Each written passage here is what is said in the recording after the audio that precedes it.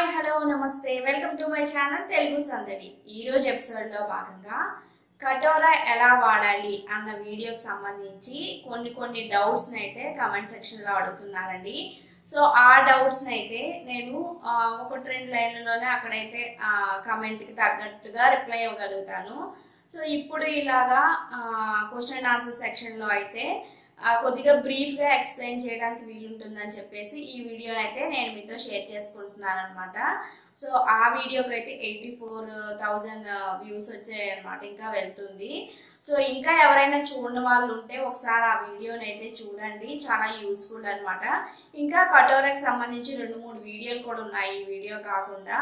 So అవన్నీ కూడా కటోరా అని ప్లేలిస్ట్ ఉంటుంది, ఒకసారి ఆ ప్లేలిస్ట్ చూసినట్లయితే మీకు ఎటువంటి వీడియో కావాలంటే అటువంటి వీడియో అనేది ప్లేలిస్ట్లో ఉంటుంది.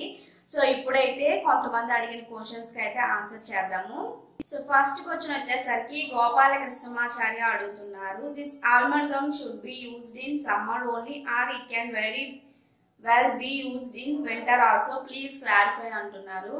సో ఇది ఈ కటోరా అనేది న్యాచురల్ కూలెంట్ లాగా పనిచేస్తుంది కాబట్టి చాలా మందికి వస్తున్న డౌట్ ఏంటంటే ఓన్లీ సమ్మర్లోనే యూజ్ చేయాలా ఏంటి అని అనిపిస్తుంది. సో అలా ఏం లేదండి, కొంతమందికి ఎప్పుడు కూడా బాడీ అనేది సమ్మర్ వింటర్ అని తేడా లేకుండా వేడి చేస్తూ ఉంటుంది అనమాట, వాళ్ళకి తెలుస్తూ ఉంటుంది అనమాట, బాడీ అనేది వేడిగా అనిపిస్తూ ఉంటుంది, హ్యాండ్స్ కానివ్వండి తల కానివ్వండి అలా.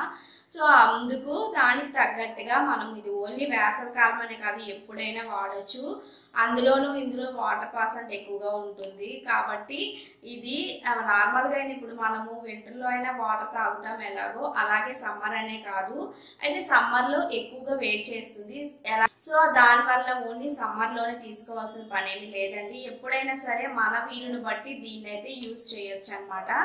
సో అదండి గోపాలకృష్ణమాచార్య గారు. నెక్స్ట్ క్వశ్చన్ వచ్చేసరికి కందికట్ల చైతన్య అడుగుతున్నారు, can we take along with sugar or anything to avoid అంటున్నారు.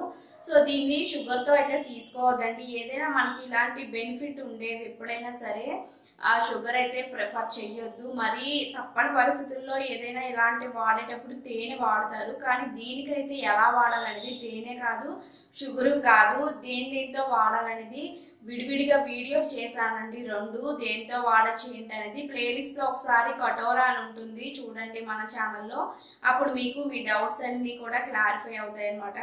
సో ఎప్పుడైనా సరే మనము ఏదైనా చిన్నదైనా సరే షుగర్స్ అవాయిడ్ చేయాలంటారు కదా, సో అలాంటిది ఇటువంటి హెల్త్ బెనిఫిట్స్ ఉన్నవి ఏవైనా సరే షుగర్తో మాత్రం దయచేసి తీసుకోవద్దండి.